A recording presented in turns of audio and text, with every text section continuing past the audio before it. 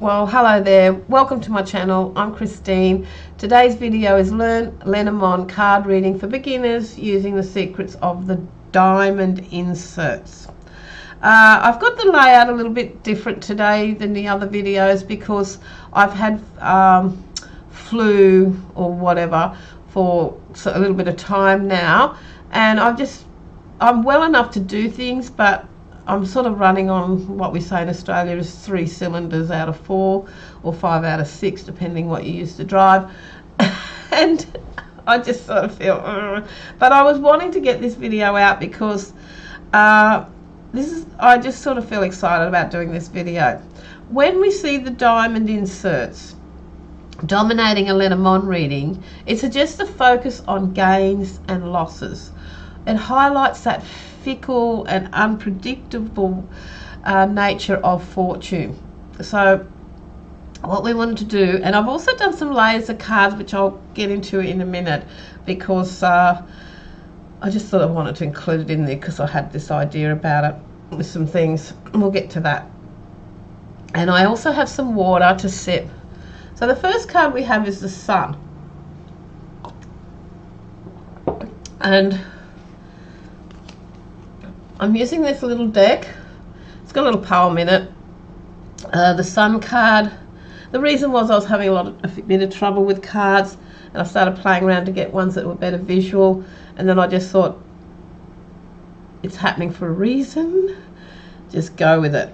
So if you're someone who is making your own Lenormand learner deck, you can write the Sun on the Ace of Diamonds. This is a card of success, happiness, energy, positivity and vitality. It's one of the most positive cards in the deck because it signifies things are going to work out well. Success, happiness, high energy, and it brings clarity, and it also wavers against negativity, if you like. So if it's beside a negative card, often it has greater strength because the Sun is the life force. So that's the way I would look at it. Things are going to go well. Things are going to improve. It's a card of the morning, and it's also a card of all success and warmth and sunshine is going to radiate upon you. So it's a really nice card. So we'll put that one there. The next card is the clover, and it's about short-term opportunity. It's a lucky card, but that could be lucky where you walk along and you find something on the street, I don't know, 50 cents or something, or $1, and you think, oh, that's luck. And because you've found that luck, if you needed it, you'll use it. If not, you will pass it on and put it into a charity little thing for coins, because a lot of people like to pass it on, that I know. So luck, opportunity, chance, and it's short-term happiness. So if it comes up with a ship and you say, am I going to be happy because my friend's away, then you're going to go, well, yeah, for a while, but then you might find it sort of comes back again. So that is the clover. So that's luck, opportunity, something good on the horizon, but it's all what in Europe they would call little luck. And it's in the 6 of diamonds, and it can be like a little gamble card, like go and buy a scratch ticket or whatever equivalent you have in your country, just a surprise. If you are unwell, it's a quick recovery. It can be a good health card. Well, I don't know if people drink clover tea and what they drink it for. You'd have to look it up, don't quote me on it.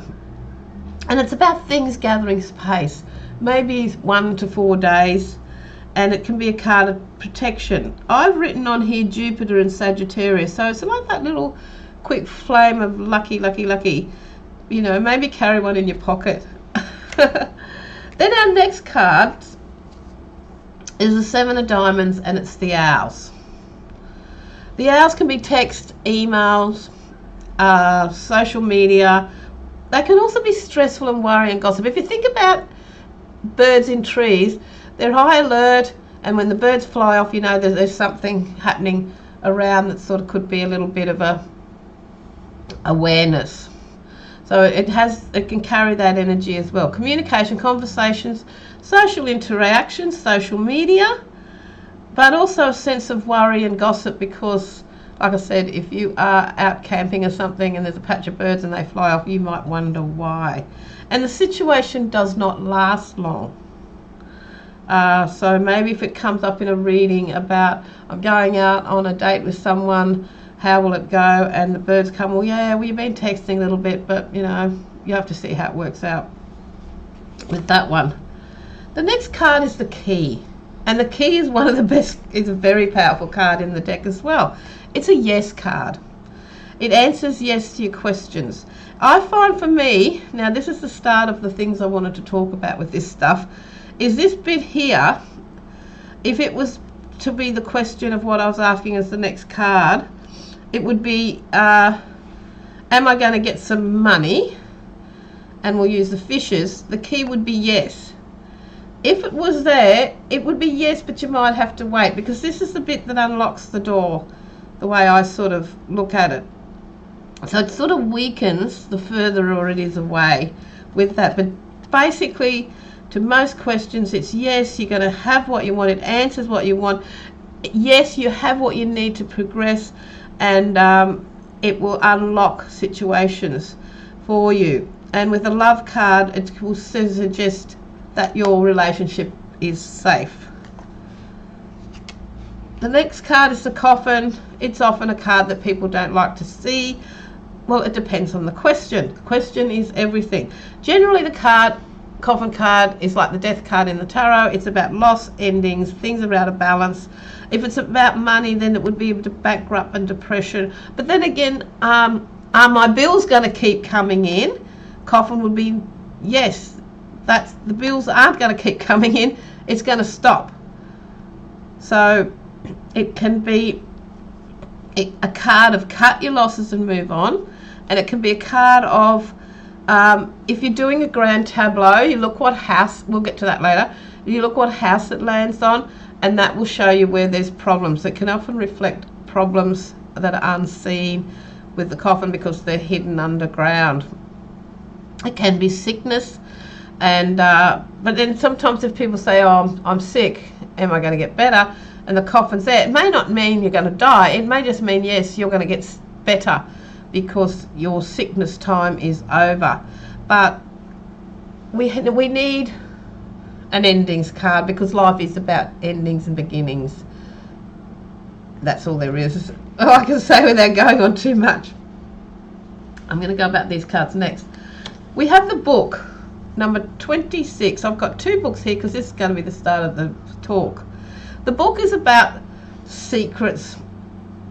The book is about knowledge, education, mystery, learning. Things that we don't know. It can relate to education and research and study. You know, questions like, will my son get into university? And if you had the book and the key, it would be yes. But if the book was like that, oh no, I'll use this book. No, it won't matter. Then yes, you're going to hear there's an opening for him in those questions like that. So I've put the book there, and we're talking about the book here, and the key's going back. Sorry about that. So the reason I started, books can be secrets, you know, like people writing diaries and things like that. So this can be hidden things around it. Now, the reason I put these cards together is things different. There's that many Lenormand decks out there, and that's okay. If anyone can read with whatever Lenormand deck they like. I tend to like these if I'm sort of showing someone because they're big and they look nice on camera. But when I'm reading, I tend to use this deck because it matches various things as far as what the old style decks did, in my opinion. So it's all about how I just want to show the variations and how it will affect into the next, lead on to the next one, is the scythe. The jack or knave is card 10, and it's a scythe. Now, when you have the scythe obviously it's a danger card. It's all about cutting. It can be about surgery. It's very like Mars. And if you look at this deck, I've written if it's about the blade. So whatever deck you're using, if your blade is here, this is the next card would be what's getting cut. Okay, that would be the end of a conversation. Cut it out. If you have this deck, the blades here and more to this side or below, you would be reading what the cut is, because that's the way the point goes with it. So some of the cards in Lenormand, and I know there was a big explosion back whenever before 24, where Lenormand cards were cropping up like you wouldn't believe, and that is right. That is okay. That is part of the Lenormand journey. However, the traditional ones have various sides, and it's good to learn the little nuances to what card they're beside once you start doing your lines, your boxes, or your grand tableau, rather than just quote names. So it can be about teeth, because it's like the dental tools. It can be sudden and cut danger. It can be a swift decision, because things move quickly, because with a scythe, how does a scythe work? It's swift, and so that can sort of it indicates danger, a swift decision, and the need to sever ties. It's the idea after a harvest that what's been sown is now ready to be harvested, and it basically warns of abrupt changes. Everybody gets real tense about this one, but this one's sort of like, I think, sharp, pointy, sudden, out of the blue, warning, warning, warning one, in my opinion. And you have to not wait around for it to happen. So that's why I wanted to show the different decks and how they work as far as certain cards. That's why when I wrote it on this one, danger from the left, danger from the right. And because I'm usually using this deck with the point, this could be faster than you think, because it's going to swing that way. That one would be more down. So the images on Lenormand can be telling. I guess that's what I'm trying to say with all of this. So don't do anything if you have to wait. Do what you need to do to prevent things happening, is this warning with this card. But also, and it could be, as it is below that one, burdens are coming into your life because it's down, where the work might be done, but there's a burden because, and it could be, sorry I'm moving them all around, but just say that was below it, you would say it would be a money burden. Sorry, can you see? So be aware of using the imagery with the cards. Our next card is the Queen of Diamonds, and the Jack is insert with that one. And the Queen of Diamonds is the Rose, and it's all about choices, decisions, best solution, and the best solution is the card below here. It can be a midlife crisis when I don't know what to do.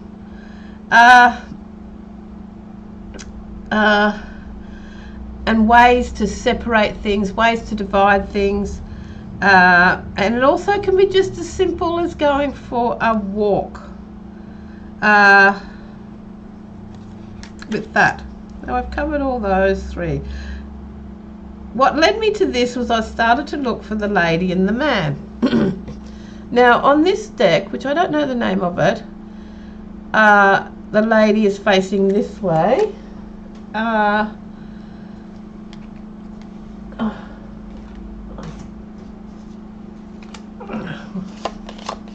Just have a quick look. here's the man, and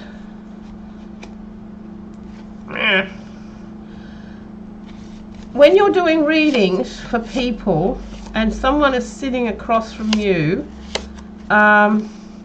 concerned about where a relationship might be heading,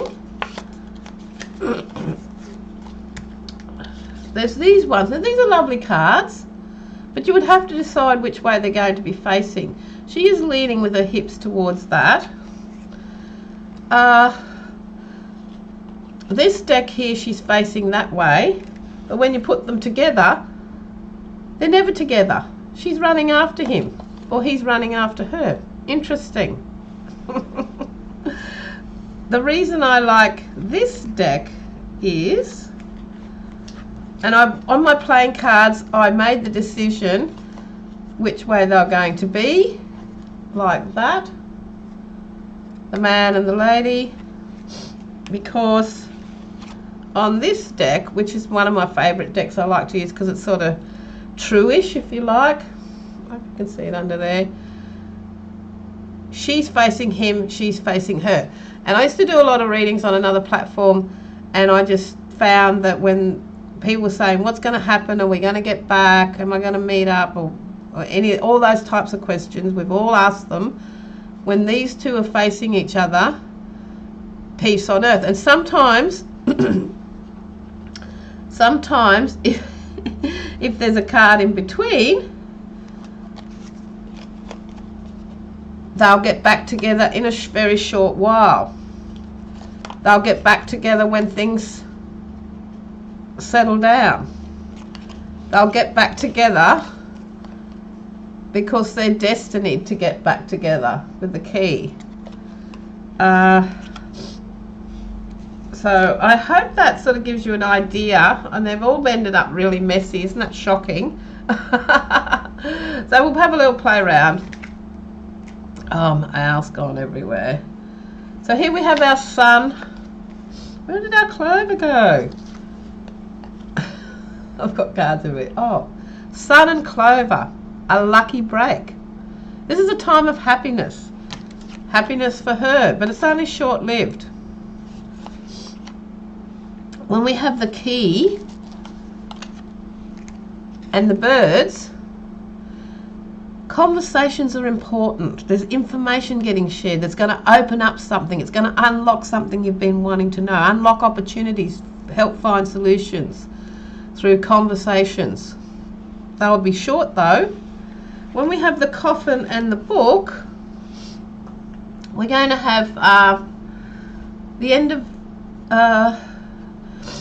of secret knowledge, the end of secrets, the end of things being held back.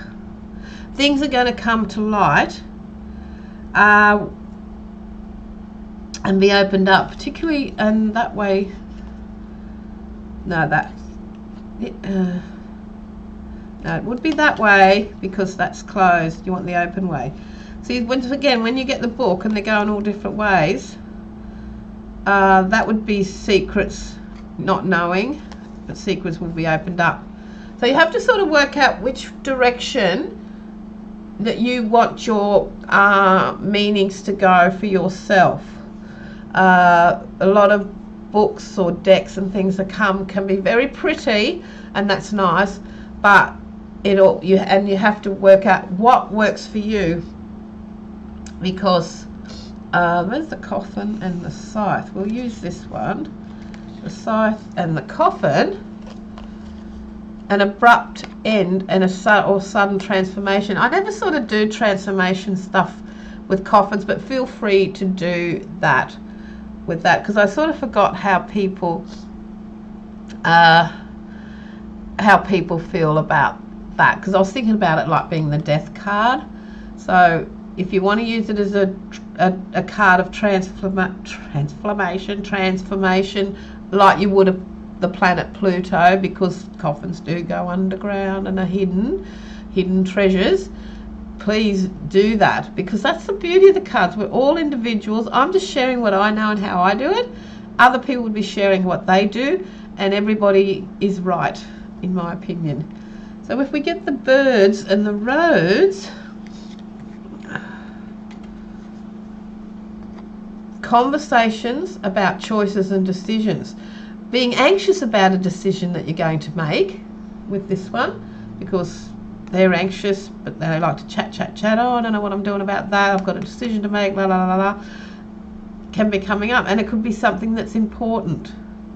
But just, if the diamonds are dominating, it is about the unpredictable nature of life and fortunes.